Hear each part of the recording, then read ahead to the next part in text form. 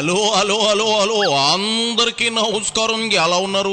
బ్రహ్మాండంగా ఉండుంటారు. మరి మీరు ఈ రోజు రావు గారి రాజభవన్లోకి వచ్చిన సెలబ్రిటీ ఎవరో చూడబోయే ముందు మీ అందరికీ ఒక విన్నపం. ఈ వీడియోకి ఒక లైక్ ఇచ్చి మన కేకే న్యూస్ని సబ్స్క్రైబింగ్ చేసుకోవాలండి. నన్ను ఎంకరేజ్ చేయాలి. మరి అలాగే ఈ రోజు వచ్చిన సెలబ్రిటీ ఎవరో చూసే ప్రయత్నం నేను చేస్తాను. ఎవరు బాబు? ఓహో, జనసేన ఆవిర్భావ సభ బంపర్ హిట్తో వైసీపీ నేతల గొంతుల్లో పచ్చేలక్కాయలు పడ్డాయి. పావని ఇచ్చిన స్ట్రోక్ ఒక్కొక్కడు 1/2 ఎకరం తడిచిపోయింది. పాపం అందరూ డైపర్లు ఎట్టేసుకుని ఇంట్లో కూర్చుంటే కౌంటర్ ఇస్తానంటూ అంబటి మీడియా గొట్టాల ముందుకు వచ్చాడు. ఎప్పుడు ఈ ఆవదం వృక్షమే నానమాకండి. అక్కడ మరి పార్టీలో ఎవరు లేరు, మొత్తం ఖాళీ. అయితే పోతిన మహేష్ లేదంటే అంబటి ఇదిగో ఈ మధ్య ఈ కొబ్బరి చెప్పుల అల్లం వెల్లుల్లి కూడా ఎక్కడ కనిపించడంలా. బహుశా పోసానికి ఇస్తున్న ట్రీట్మెంట్ చూసి అల్లంపల్లి కూడా నోట్లో కూడా క్రికెట్ బాల్ అంత సెంతపండు కుక్కున్నాడేమో అనిపిస్తా ఉంది. సరే, సుకన్య వదనుడు ఏదో చెబుతా ఉంటున్నాడు, విందాం రండి. ఇదిగో సాంబరాల రాంబాబు, డాన్సులు గట్రా వద్దులే గాని మ్యాటర్ ఏందో డైరెక్ట్ గా చెప్పు. ఇకపోతే ఎవరు పోతే ఎక్కడికి పోతే పాతాళానికి పడిపోయారు సాలదా, ఇంకా ఎక్కడికి పోవాలి? జగన్ రెడ్డి లండన్ పోయి వచ్చాడు. వారంలో 3-4 రోజులు బెంగళూరు పోయి వస్తా ఉన్నాడు. పార్టీ నుంచి అయితే పెద్ద లీడర్లు అని చెప్పుకున్న వాళ్ళు అంతా పోయారు. ఇంక ఎవరు పోవాలి? ఇదిగో రాంబాబు, నువ్వు నక్షత్రకుడికి ఎక్కువ కీసుకుడికి తక్కువ అన్నట్లు తయారయ్యావు. సర్లే, ఏదో చెబుతున్నావుగా, కంటిన్యూ.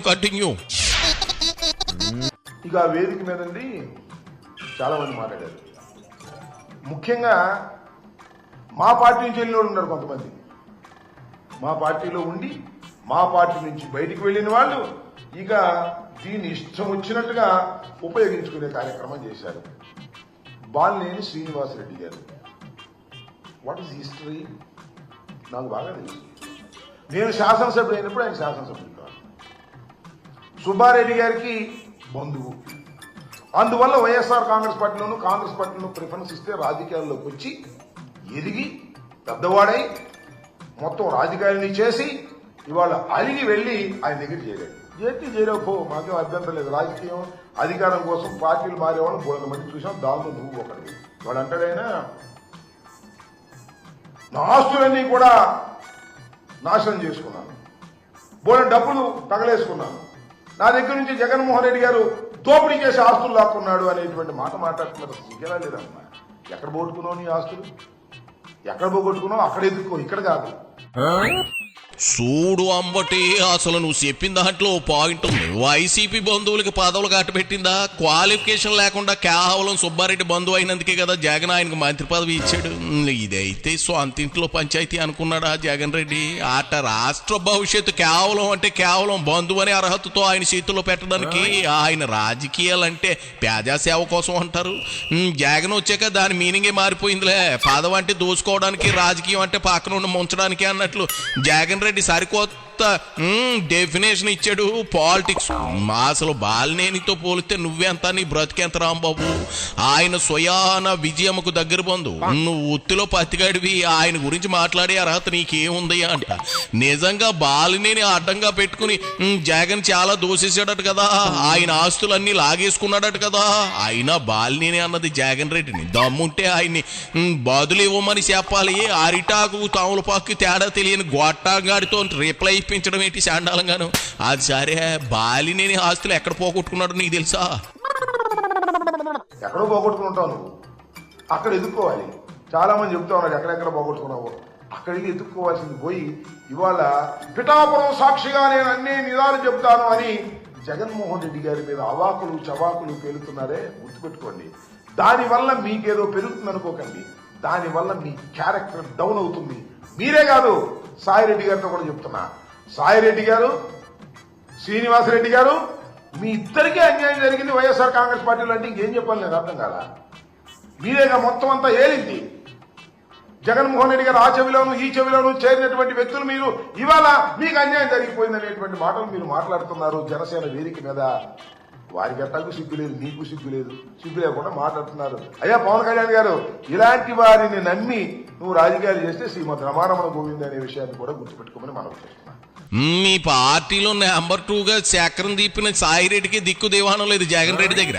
జగన్ ఎప్పుడు చెబుతాడులే విలువలు విశ్వసనీయత అవి మచ్చుకైనా లేనిదే. ఆయనలో అత్యంత దగ్గర వ్యక్తులు ఎప్పుడు విమర్శించరు. కేవీపీ రామచంద్రరావు వైఎస్కు అత్యంత సన్నిహితులు. ఆయన ఎప్పుడైనా వైఎస్ను అలా విమర్శించాడా? పోనీ ఆయన క్లోజ్ ఫ్రెండ్ కదా వాళ్ళ ఆయనకు మరి ఎందుకు వైసీపీకి రాలేదు చెప్పగలవా రాంబాబు? కాంగ్రెస్ నుంచి వైసీపీలోకి ఇలాంటి గుంటనక్కలు వచ్చారు తప్ప నికార్సైన వైఎస్ను అభిమానించే నాయకులు రాలేదు. ఎందుకంటే వారికి కొడుకు బాగోతాలని తెలుసు కాబట్టి. ఈతగాడి దగ్గరికి వెళ్ళి ఆత్మాభిమానాన్ని తాకెట్టట్లేమని ఓ ఉండవిల్లి, ఓ కేవీపీ, ఓ జయరాం రమేష్ ఇంకా చాలా మంది సీనియర్లు వైసీపీ గడప తోకలేదు. నీలాంటి వాళ్ళు తుడుచుకుపోయే రకాలు కాబట్టి వెళ్ళి జగన్ పంచను సేరి భజన చేస్తున్నారు.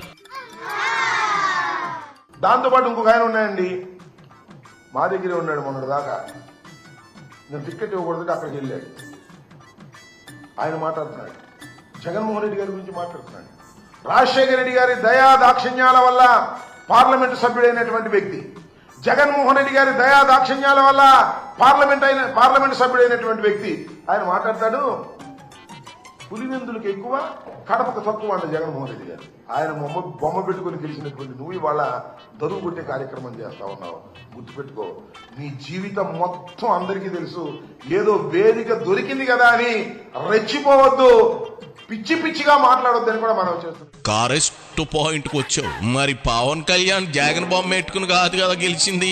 ఎందుకు 100% స్ట్రైక్ తో ఇండియాలో నెంబర్ 1గా నిలిచి ఆయన పట్టుకుని ఓ డిప్యూటీ సీఎంను పట్టుకుని కేవలం పులివెందుల ఎమ్మెల్యేగా ఉన్న ప్రతిపక్ష హోదా కూడా రాని మనిషి కార్పొరేటర్కి ఎక్కువ ఎమ్మెల్యేకి తక్కువ అనడం కరెక్టా?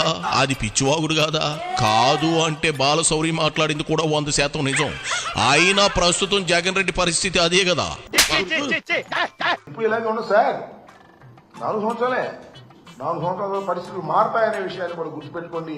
ఇష్టం వచ్చినట్టు మాట్లాడి ఇక్కడేమో దరువు కొట్టడం, అక్కడికి వెళ్ళి ఎర్ర కన్నవా వేసుకొని ఇష్టం వచ్చినట్టు పవన్ కళ్యాణ్ గారి దగ్గర మాట్లాడేటటువంటి దుర్మార్గమైన రాజకీయాలు దయచేసి చేయొద్దు.